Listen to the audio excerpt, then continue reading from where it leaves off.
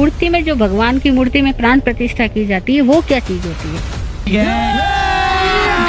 अभी मजा आएगा ना भिड़ो। मूर्ति की प्राण प्रतिष्ठा के लिए भगवान को आवाहन दें, भगवान आ भी जाएं और भगवान विराजमान भी मूर्ति में हो जाएं, उनका अंश, उनका तेज, परंतु उस मूर्ति में तब तक आकर्षण नहीं होगा जब तक पुजारी अपने भाव से उन गोविंद की पूजा को नहीं करे। अच्छा, देखो, मूर्ति भगवान नहीं है, वो एक यंत्र है।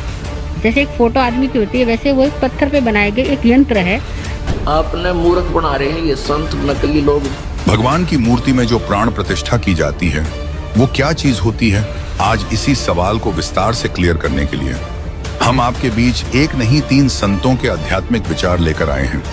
इस आध्यात्मिक ज्ञान चर्चा में एक तरफ हैं धीरेन्द्र शास्त्री जी और दूसरी तरफ हैं संत रामपाल जी महाराज। इन आध्यात्मिक संतों में किसका ज्ञान श्रेष्ठ है? कमेंट करके हमें अपनी राय अवश्य दें। अगर इस चैनल पर आप पहली बार आए हैं तो फटाफट से वीडियो को लाइक और चैनल को सब्सक्राइब जरूर कर दें। तो चलिए वीडियो शुरू करते हैं। प्राण प्रतिष्ठा हुई। जो अब प्रश्न है कि मूर्ति में, जो भगवान की मूर्ति में प्राण प्रतिष्ठा की जाती है, वो क्या चीज होती है? देखो, मूर्ति भगवान नहीं है, वो एक यंत्र है। जैसे एक फोटो आदमी की होती है, वैसे वो एक पत्थर पे बनाए गए एक यंत्र है, जो भगवान जैसी आकृति का बनाया जाता है। अब जैसे आपको अपने किसी पूर्वज की याद आई, तो आप उसकी फोटो देखते हो, तो आपको देख के तसल्ली होती है, कहीं उनसे कनेक्शन फील होता है ना। तो ऐसे ही हम सब लोगों को, जो के सामने ऐसा मनुष्य नहीं है जो कि परमात्मा स्वरूप है, अगर गुरु नहीं मिला है सपोज, अथवा गुरु मिल भी गया तो हम क्या करते हैं कि वो जो भगवान हो चुके हैं, हम उनका एक प्रतिमा बनाते, एक आकार बनाते हैं। तो उस प्रतिमा, उस मूर्ति को अंदर हम अपने भावों से उसे एज भगवान पूजेंगे। हमने उसमें भगवान रूप के प्राण की प्रतिष्ठा की, क्योंकि है तो वो मूर्ति। और दूसरी बात, भगवान जैसे थे वैसे हमने देखा नहीं उस आदमी को। वही जब महावीर स्वामी थे, हमने उनको देखा नहीं, मतलब अब भी आज तो हमें याद नहीं ना महावीर स्वामी कैसे थे। तो हम उनकी एक मूर्ति बनाते हैं। तो हम 24 ही तीर्थंकरों की जो मूर्तियां बनाते हैं, वो एक सिमिलर ही होती है, मूर्ति होती है ना। और उसके हम नाम देते हैं, ये महावीर स्वामी है, ये पार्श्वनाथ भगवान है, ये आदिनाथ भगवान है। तो हकीकत तो वो एक मूर्ति है, आपने इसे नाम कैसे दिए? और वो पत्थर की मूर्ति जो एक आदमी ने बनाई है। तो क्वेश्चन तो पैदा होगा ना। तब क्या करते हैं कि वो जो पत्थर की मूर्ति हमने बनाई है, हम सब मिल करके उस यंत्र के साथ कुछ मंत्रोच्चारण करेंगे, और मंत्रोच्चारण करके उसके अंदर ये भाव अपनी दृष्टि से डालेंगे कि ये प्रभु पार्श्वनाथ की प्रतिमा है, ये प्रभु महावीर स्वामी की प्रतिमा है, ठीक है। और फिर कुछ आचार्य जो होते हैं, वो उस जो जिसकी मूर्ति बनाते हैं, भगवान की बनाए, देवी देवता की बनाए, उसके जो संबंधित यंत्र, उस संबंधित जो मंत्र और उस संबंधित जो दिव्य शक्तियां हैं, उन दिव्य शक्तियों को कनेक्ट करते हैं, और फिर उस यंत्र के साथ उन दिव्य शक्तियों का कनेक्शन बना लेते हैं।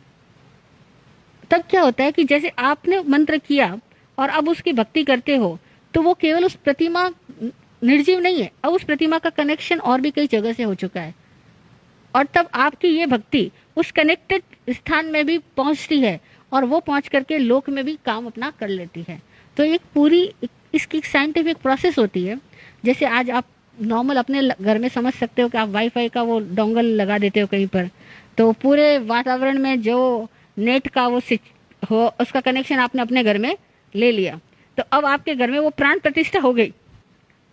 आकाश में मौजूद इंटरनेट की जो फ्रीक्वेंसीज है, उसकी प्रतिष्ठा आपने अपने घर में वाईफाई का डोंगल लगा करके, डोंगल बोलते हैं उसको, क्या बोलते हैं आप लोग, है ना, वो लगा करके कर दी। अब आप जैसे कनेक्ट होगे उस पासवर्ड के साथ में, तो वो वाईफाई आपके घर में काम करेगा और आपको पूरी दुनिया से कनेक्ट करवा देगा, है ना। ऐसे ही वो मूर्ति होती है। हमारे पूज्य दादा गुरु जी एक बहुत अच्छी बात बोलते थे। पूछो क्या? दादा गुरु जी कहते थे कि आचार्य और ब्राह्मण बड़े बड़े वेद मंत्र बोले, मूर्ति की प्राण प्रतिष्ठा के लिए भगवान को आवाहन दें, भगवान आ भी जाएं और भगवान विराजमान भी मूर्ति में हो जाएं, उनका अंश, उनका तेज, परंतु उस मूर्ति में तब तक आकर्षण नहीं होगा जब तक पुजारी अपने भाव से उन गोविंद की पूजा को नहीं करेंगे।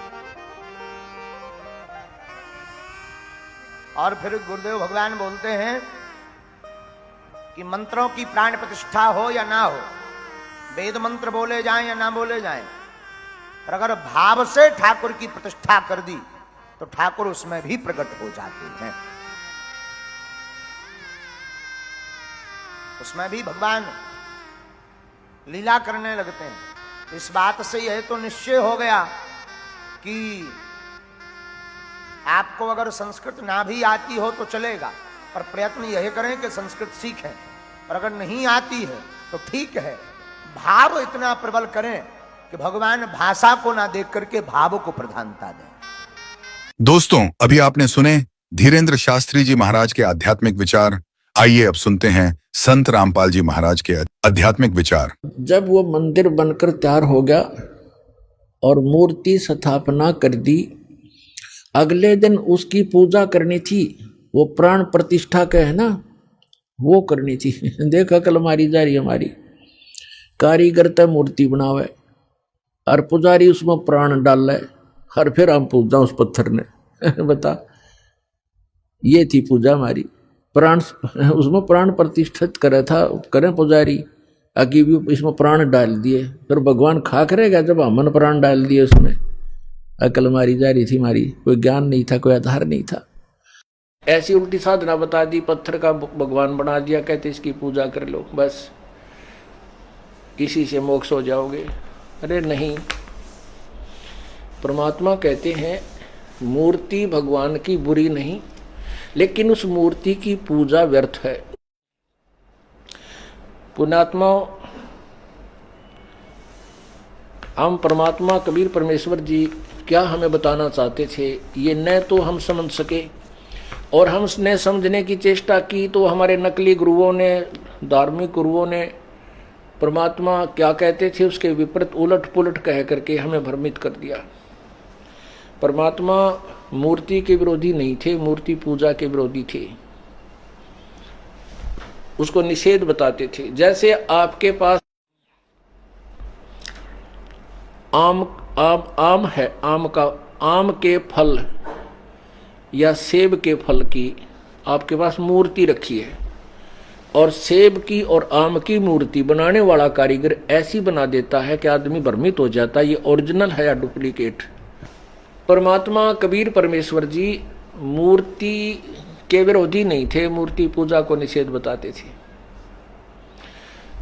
अब जैसे आपके पास आम के या सेब के फल की मूर्त रखी है पत्थर की, और वो इतनी अच्छी होती है, बनाने वाले ने इतनी कारीगरी दिखा रखी होती है कि आदमी को ये भ्रम हो जाता है ये सचमुच ओरिजिनल है या डुप्लीकेट।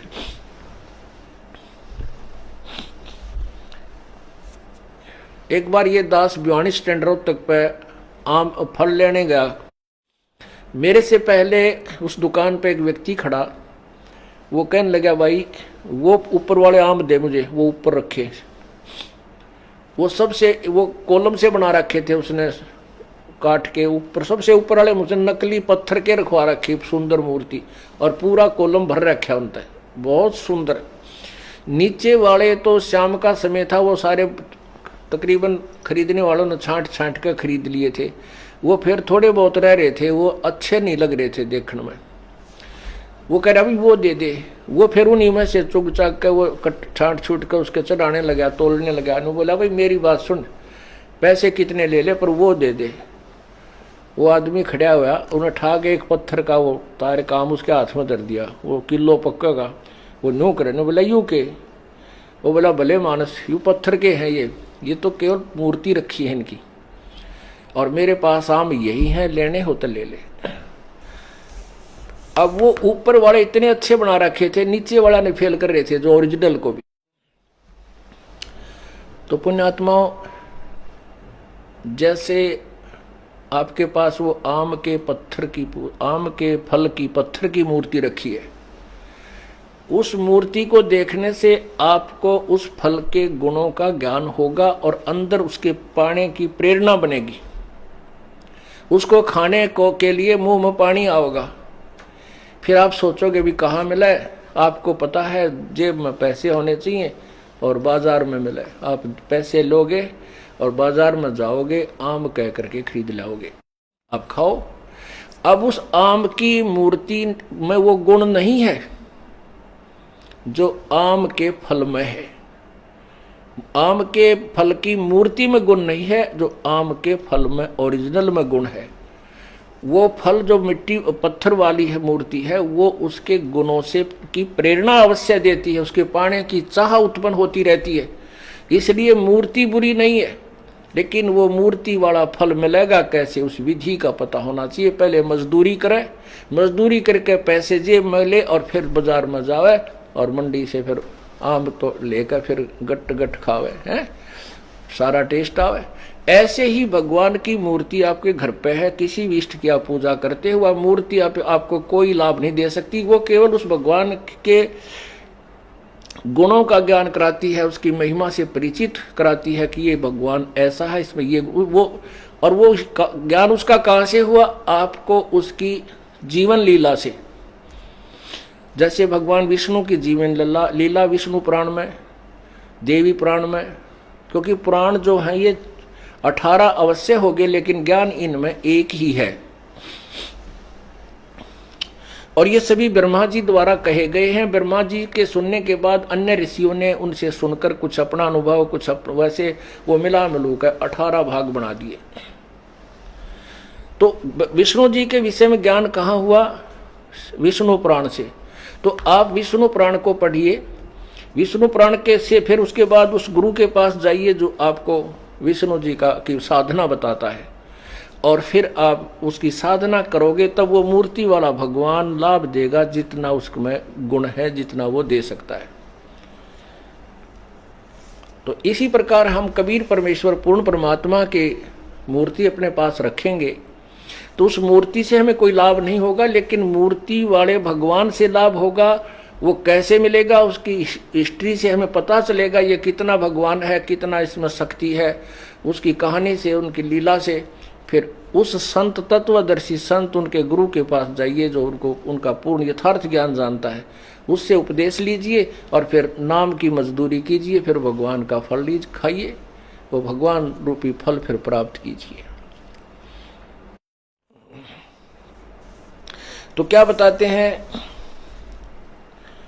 संपट सलाकों साहेब कहते चेतन सार चलावे हैं, अंधा जगत पुजारी जिनका दुनिया का मन भावे हैं। वो अनाड़ी संत गुरु कहते मूर्ति दे दी और इसी की पूजा करो, इस पर फूल चढ़ाओ, मत्था टेको, पता से चढ़ा जो है और पैसे चढ़ाओ, बेड़ा पार हो जाएगा। नहीं।